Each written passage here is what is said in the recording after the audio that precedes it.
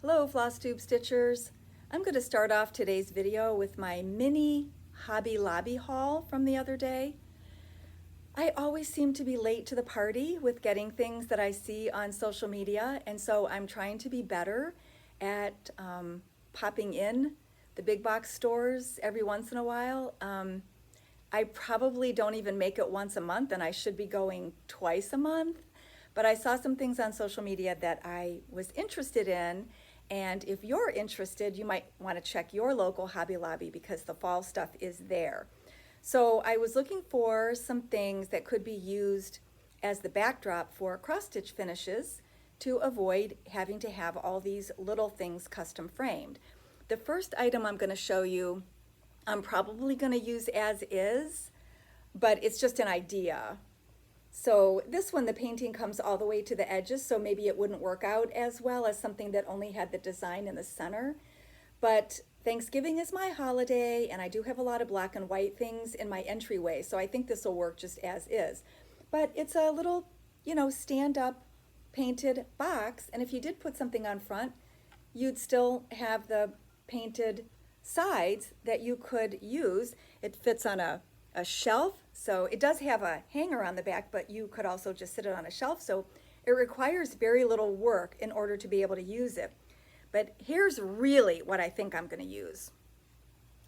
So although this is cute just the way it is, I do think it would be great for a finish to attach to the front, and it's got this beautiful peachy pumpkin-y color, and it stands up by itself, so it would sit on a shelf or desk or coffee table or tiered tray. You could do a lot of things with it.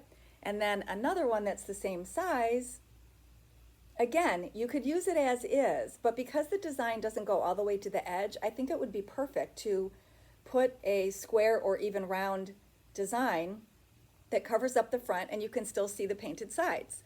So this would even be a great color for Christmas, if you do that color green and with your Christmas decor. It could also be baby or spring and Easter.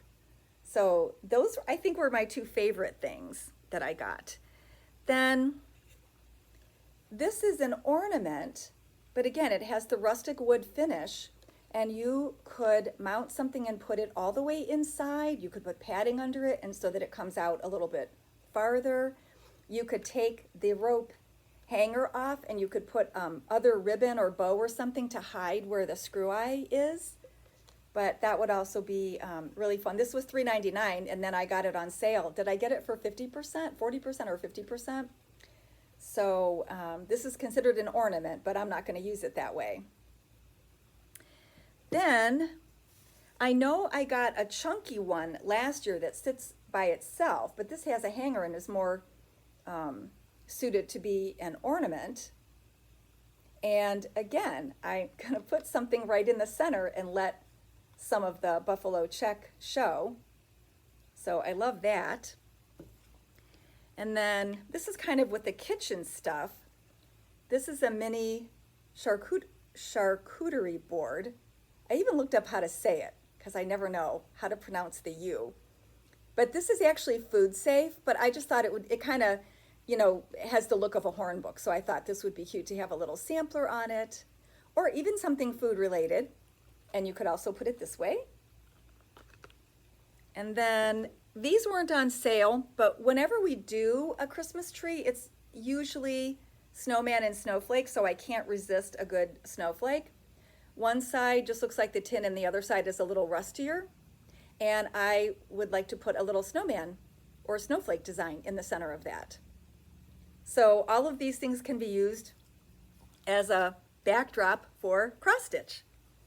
All right, so shall I pause while you run out to Hobby Lobby? Oh no, they're not open on Sundays, so you can't go today. Okay, and then since it's still July, I'm going to show you some more vintage stitches that are patriotic in nature. All three of these are actually Lizzie Kate freebies. And if you go to LizzieKate.com and look at the column of choices on the left-hand side, I think it says freebies or free charts. Anyway, you can click on there and see them, and you could either work from your device screen, or you can print them out. The first one is Pop. And I can't remember if this was one of the pre-made pillows that was made for our store, or if this was an old Colonial, because that company did have some plaids and checks. But my real thought on this is that I should have maybe washed and pressed the fabric first. And I don't even know if I think this was stitched as a store model by somebody else. And then, of course, it becomes the shop property.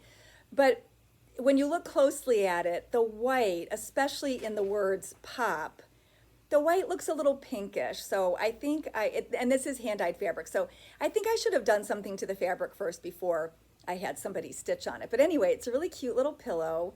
And I have it propped up between some decorations on the top of my TV hutch, but it could also go in a dough bowl with other small pillows. I switch it up all the time.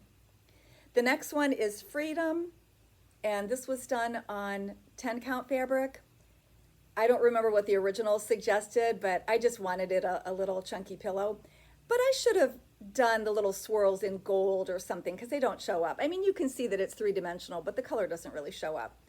And I purposely did not choose a patriotic fabric to finish it in, because the watermelon is kind of a pinky red, and so I wanted it to look summery, but not too patriotic, if you know what I mean. So I really like that, and I like the little skinny ruffle for a small pillow. Then the last one, I had this finished as a cube, and this is fun because I can throw it on my stitching chair or the sofa, or I can put it on a shelf. This was also stitched on 10 count. This was the navy Heatherfield from way back when, the original mill that did it with all the little specks of color running through it. Then the company changed mills, and it was more like a flat navy with no interest to it, so I was kind of disappointed. And then it was discontinued altogether. But this was stitched with 4 strands of floss, and then just has the check and coordinating trim. So those are my vintage stitches. About ready to put those away because I've started rearranging all of my bee things for summer. So I'm anxious to work on some different areas of the house with the bees. So I'm gonna put the patriotic away. We did not get a whole lot this week, but we did get the hands-on design auto. So the first chart is, it came with the house, and it's part of the kitchen counter series. It's number 2 in that series, and then you get the second part of the bonus design. And then Signs of the Season is a new series. So this is Halloween, Fright This Way. And Kathy shows the design in 2 colorways. So this is on the charcoal fabric with maybe slightly brighter floss colors, and then she shows it on gray. Could also be done on natural, and the colors would show up nicely. And there are Aida equivalents to all of these fabrics. Then, If Pumpkins Could Fly, there's 2 designs in here, the bigger sampler and then a little ornament.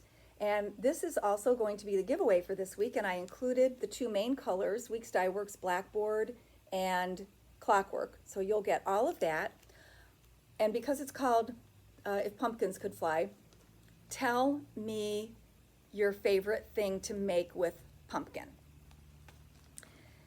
So a lot of the charts were out of stock when I ordered them this week, but one chart that did come in was Kind Words by Primrose Cottage Stitchers, and I had to have it, and I had to start stitching it. I had no business starting something new, but it's bees! It's bees! And I love the display, and I have some Rae Dunn bee things, and so I'm really excited to get this finished and put it in my little collection.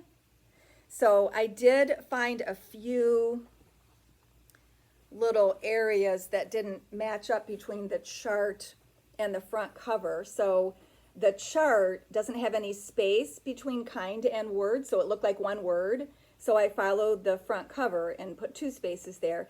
And then the bee trails are not charted as they were stitched, or they weren't stitched as they were charted, whatever came first.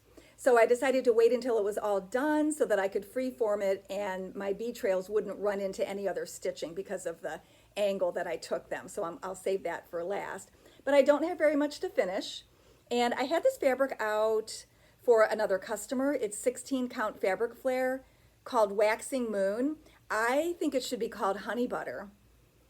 It's really pretty in person. It's not showing up quite as nicely on camera, but I'm really excited about that. That was 3 nights worth of work, so I might be able to finish that tonight or tomorrow and figure out how I'm gonna finish it.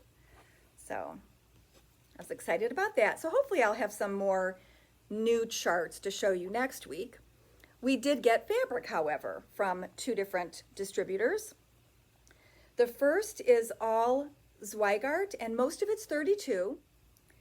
So I don't know why sometimes colors are only available in 1 count to start with. Maybe they're gauging the popularity of it, but I think 32 count is kind of a medium count linen. It's not too high, not too low, so that might be why they choose 32. So the first one is Belfast, and it matches DMC 3770, and this is called Fairy Dust. So it's a really pale yellow, and it would be really great for spring and summer or baby samplers if you're getting bored with, you know, doing all raw linen. So that's really pretty. And then the next one is also a Belfast. It's called Rose Blush, and I have it matched up to 963. Again, same thing as the yellow. This would really be good for spring, Easter, baby, Valentine's Day. Really pretty, soft, good pink color. The next 2 I'm going to show you are very similar in color. This is 32 count amber yellow Lugana, and I have it matched up to 38.55. And then the next one is 28 count Lugana called Golden Blossom. It matches up to DMC 19. And let's see if I can, if I show them together, then you can see that they're like a shade apart. So you do have a choice of 28 or 32. It's just that one is a little bit lighter, one is a little bit darker, but at least there's 2 different counts in beautiful yellows. The next one is an Opalescent, and I really wasn't sure what the color was going to look like because I think there was no picture. Was there no picture? I think it was just a name. But it's called Desert Opalescent, and this is a 32. And let's see, I matched this up to 37.82, but I didn't have a skein available to show you. But it's a really nice neutral, maybe not quite as gray as raw usually is, and not a lot of yellow to it like some of the browns and beiges are. So I think it's a really nice neutral, and then it's got the opalescent in it. So I'm excited to find something to stitch on that. Then the next fabric is 45 count from the Legacy Linen Collection from Access Commodities. And I matched it up to 841, but it's maybe a tinge pinker than that. But this is a really nice neutral. This would be good for samplers. Let's see. That is a better representation of the color right there. So you see that it's just a little bit more pink than brown. Alrighty. So you know I always like getting fabric in. And let's see. The last thing we have to do is the giveaway from last week, and I was really impressed by how many people commented that they do their own finishing. I think maybe it's a necessity because you may not have finishers in your area. You may not even have a custom framer in your town. But a lot of the same tutorials were mentioned, so I'm just going to throw these out there in case you don't read the comments. So the hands-on designer, Kathy Haverman, her FlossTube channel has lots of tutorials. And the other one, Stitching with the Housewives, that's another designer that has been very generous with showing tutorials. And then some other floss tubers are Java Girl Stitches, who does not do it for pay, but she, you know, shows really cute things and does tutorials. So she doesn't finish for people, but she shares her finishing process. Elizabeth Ann Can Stitch, and she is also a quilter, so she often incorporates sewing into her finishes, so those are really helpful. And Vanna Pfeiffer, the Twisted Stitcher, of course, I think everybody knows about her. And another one that's not a professional finisher but shares her technique is Helen D on FlossTube. So those are some good places to look for if you're anxious to perfect your hand finishing. And I think Marla A said it for all of us. I mostly send my small projects out for finishing or take them to a framer. I have finished a few items, but truthfully, I would rather spend time stitching. And several other people said that, and I've said that. And so anyway, I think she speaks for a lot of us. So we have these stacks of things to be finished, and we either don't feel confident or just don't want to spend the time to do it. So anyway, Marla, your name was chosen by the random number generator to get the finishing dots from last week. So I hope you can put these to good use. Alrighty. Thanks for watching, everyone. We'll see you next week. Bye-bye.